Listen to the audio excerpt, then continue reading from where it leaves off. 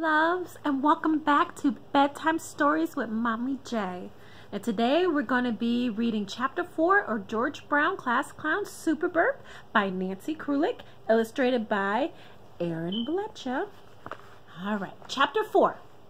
It was amazing how hungry Do-si-do doing and Alamanding could make a kid.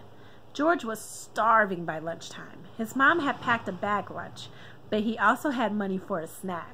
So he followed Juliana to the food line and got dessert. All that was left was a block of Jell-O with whipped cream on top.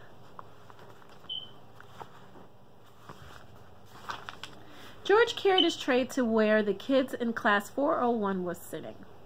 They were talking and kidding around just the way the kids at George's old school used to. The only difference was that nobody here was shouting, "Hey George, over here! I've saved you a seat!" Since all the boys were on one side of the long cafeteria table, George walked over and started to sit at the end next to Louie, the kid with the cool sneakers. But a boy with red hair and freckles pushed him aside. "Sorry, new kid," the kid with the red hair said. "I always sit on Louie's left at lunch. Right, Louie?" "Right, Mike," Louie told him.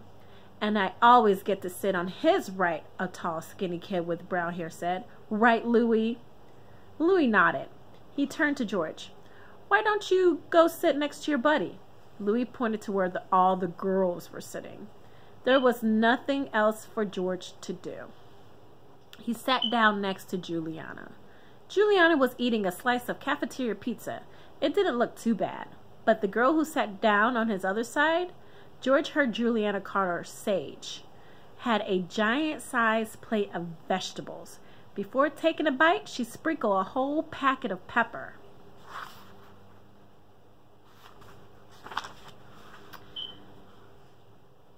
"Hey, Louie, want to play killer ball at recess?" the kid with the red hair asked. "What's killer ball?" George asked. "It's this amazing game Louie made up," Mike said.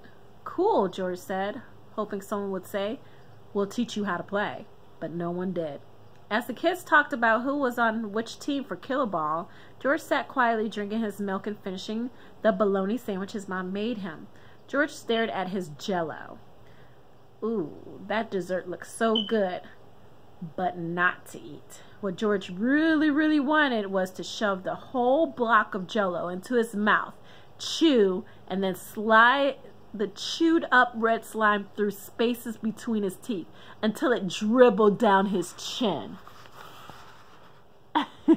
I've done that before.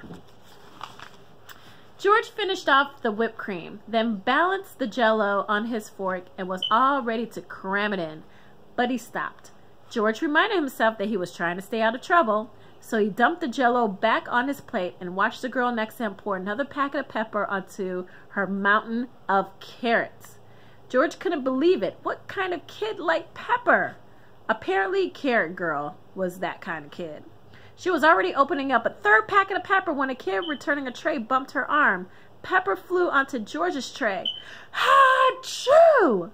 The pepper made George sneeze 2 times, and the second sneeze was a big wet one. George could feel 2 ropes of snot hanging from his nose. Quickly, he wiped his nose on his sleeve, but it was too late. Louie had already seen the whole thing. "How am I supposed to eat when I have to look at new kid's snot?" he asked. Ew. George was about to say sorry, but he didn't get the chance. He sneezed again. 2 ropes of snot flew out of his nose, shot across the table, right into Louie's tray. "Oh, gross!" the girls all said. But they were laughing. So was everybody except Louie. Sage was laughing so hard she looked like she was going to choke on her carrots. Teachers never liked when there was too much laughing in school. A few giggles were okay, but not this kind of laughing. George wished the kids would stop before the grown-ups heard them. But the cafeteria lady had already seen the commotion, and she was on her way over to George's table. Uh-oh, cafeteria ladies hated him. "What's the problem here?" the cafeteria lady asked. "The problem is my tray," Louie said. "It's got new kid snot all over it." Louie pointed to George. "He thinks that's funny." George couldn't believe it. Louis was making it sound like George had snotted on his tray on purpose, but he didn't. He just sneezed. That's disgusting, the cafeteria lady told George. Today you can stay here with me during recess so we can go over some of the cafeteria rules. But, George started to explain, the cafeteria lady didn't stick around to listen. As she walked away, George stared at Louis. It was an accident, you know that. Louis smiled at him. I was just trying to help. Huh? George said, since he was squealing on someone helping. Now you can find out everything there is to know about the cafeteria, Louis explained. Then he got up and headed toward the door. Okay, guys, time for Killer Ball. George frowned as he watched Louis. Next time, don't do me any favors. And that's the end of chapter 4. I love you guys so much. Mwah, mwah. Make sure you wear warm PJs because it's a cold one again tonight. Until next time, love you bunches.